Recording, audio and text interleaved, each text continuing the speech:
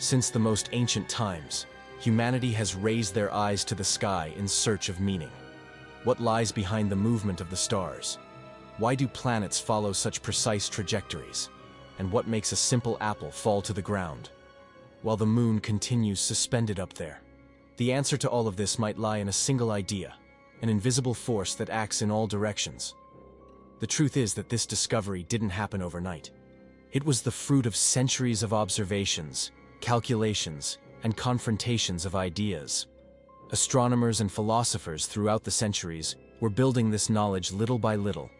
Thanks to this legacy, today we can predict eclipses, launch satellites, and even anticipate the return of comets. The path to universal gravitation is one of the greatest intellectual journeys in history. This story goes far beyond formulas. It involves revolutions of thought, challenges to authority, and a tireless effort to decipher the logic behind apparent chaos. Gravity unified phenomena from Earth and space into a single principle. It revealed that the universe is governed by clear and consistent rules. And most impressively, these laws can be understood by the human mind, from apples that fall to planets that orbit. In this video, you'll follow this trajectory like never before. You'll understand how observations of the night sky and bold hypotheses connected to reveal the force that moves the universe. And get ready, because by the end of this journey, perhaps your view of reality will never be the same again. Long before telescopes, equations, and satellites, the sky was our main reference book. In the silence of the night, our ancestors observed the stars, the moon's brightness, the sunrise. Observing the night sky wasn't just an act of curiosity, but a necessity. This is how they decided the harvest time, the hunting hour, and even sacred rituals. Looking up was a way to survive and to dream. Over time, civilizations began to perceive patterns. The sun followed a regular path, as did the moon. These cycles gave rise to the first solar and lunar calendars. Calendars began to guide human activities long before writing or the wheel. The moon's phases inspired the division of time into weeks, each with 7 days, in direct reference to the lunar cycle. The sun's movement marked the seasons and helped predict climate changes. But something curious also caught attention in the sky. Certain bright points that moved differently. These were the planets, called at the time wandering stars, because they seemed to defy the pattern of fixed constellations. Among them, Venus, Mars, Jupiter. These celestial bodies generated fascination and even fear. And when comets appeared by surprise on the horizon, they were seen as omens, good or bad, depending on the culture. Each culture interpreted these phenomena in their own way.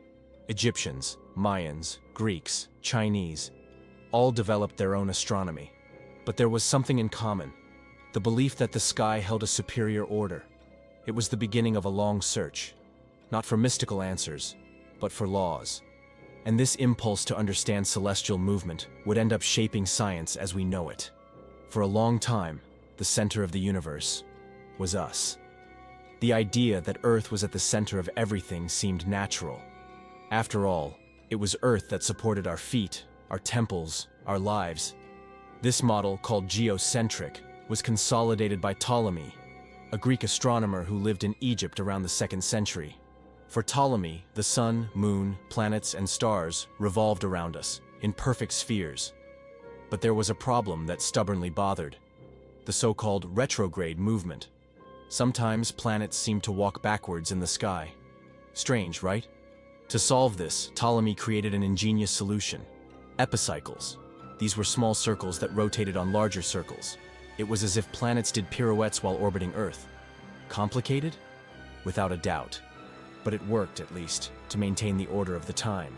The geocentric model wasn't just an astronomical proposal. It reflected a philosophical vision.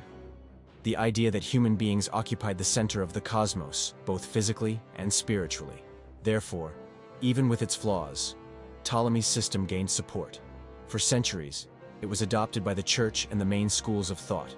Questioning it was, in many cases, questioning the very structure of the world. Still, not everyone was convinced. There were doubts, noise, small signs that something didn't add up. The planets, comets, anomalous movements. Everything seemed to indicate that perhaps Earth wasn't as special as we thought. And it was precisely this restlessness that prepared the ground for one of the greatest turns in the history of science. It was in the heart of the 16th century that a man dared to ask the question that would change everything. What if the sun were at the center?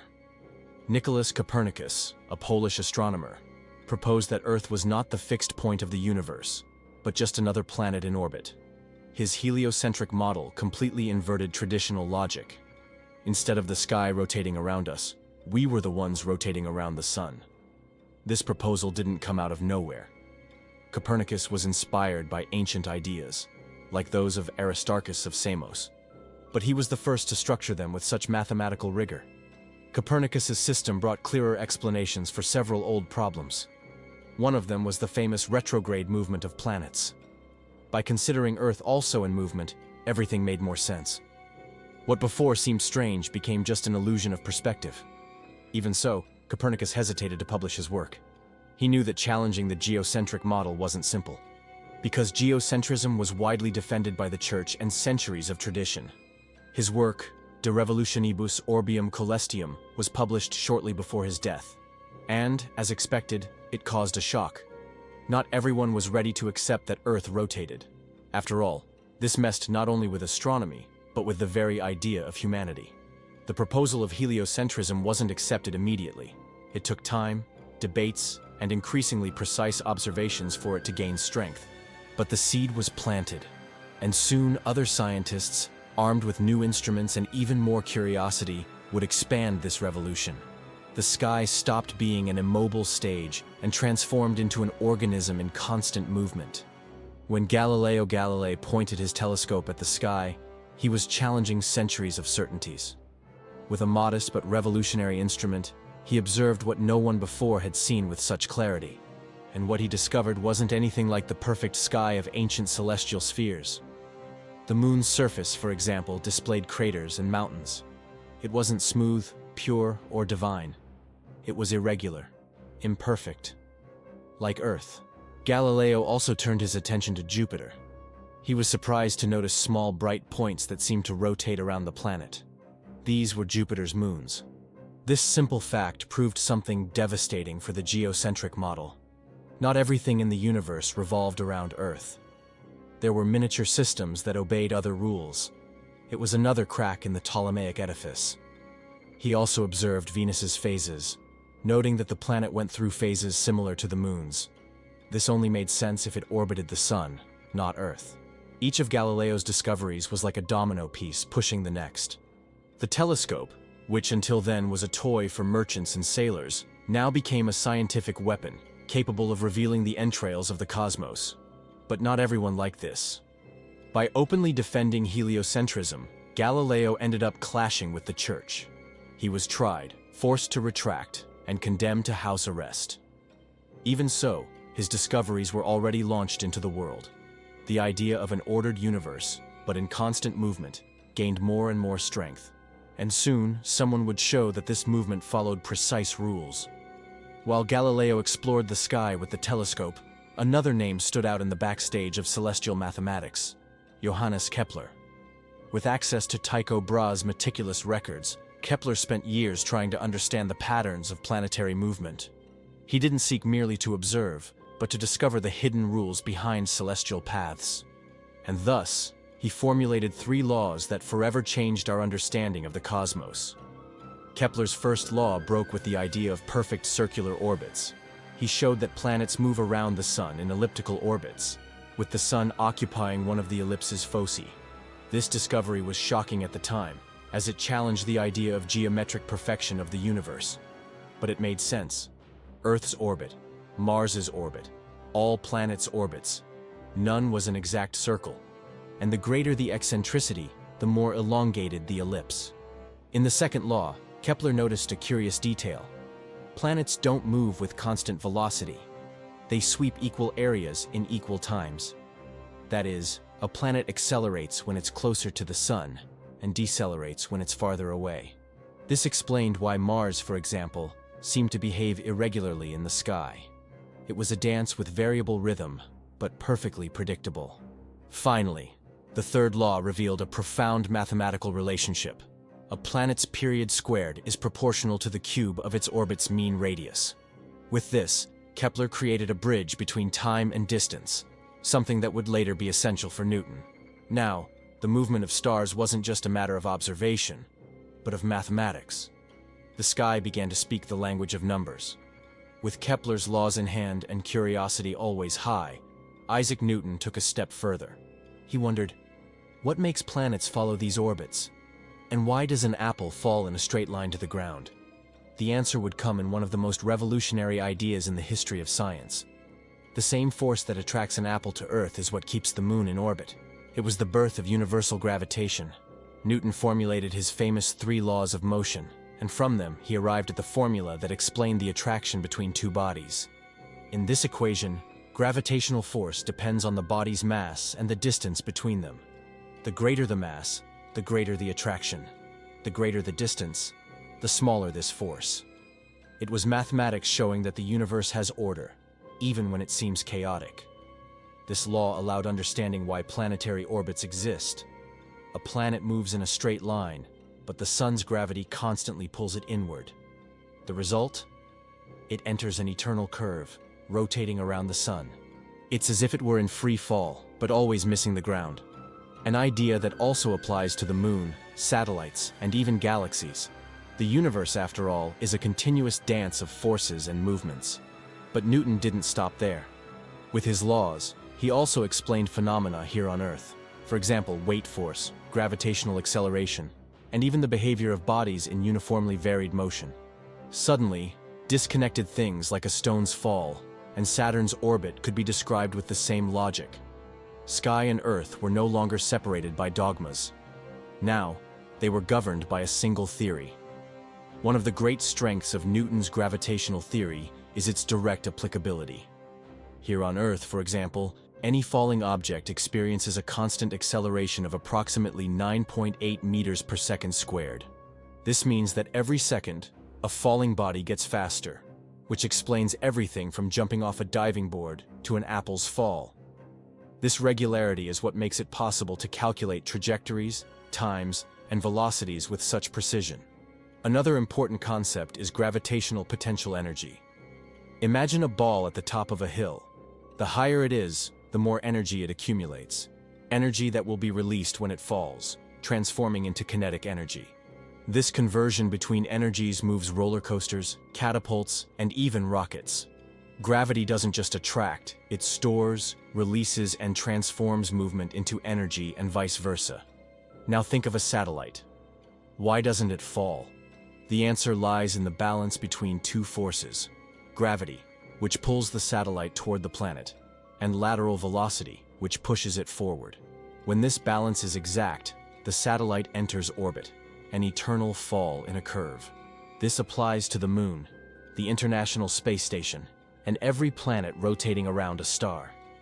Nothing is still. Everything is in controlled movement.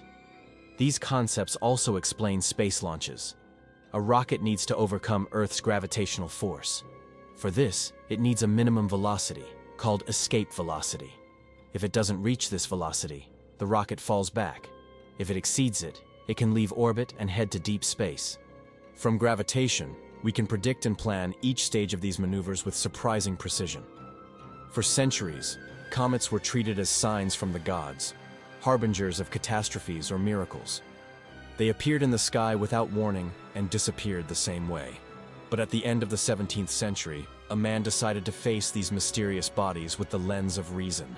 Edmund Halley, friend and collaborator of Newton, used the law of universal gravitation for something unprecedented: predicting a comet's future. Studying historical records, Halley made an intriguing discovery.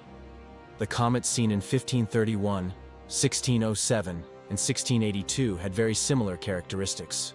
The trajectory, velocity, and brightness coincided.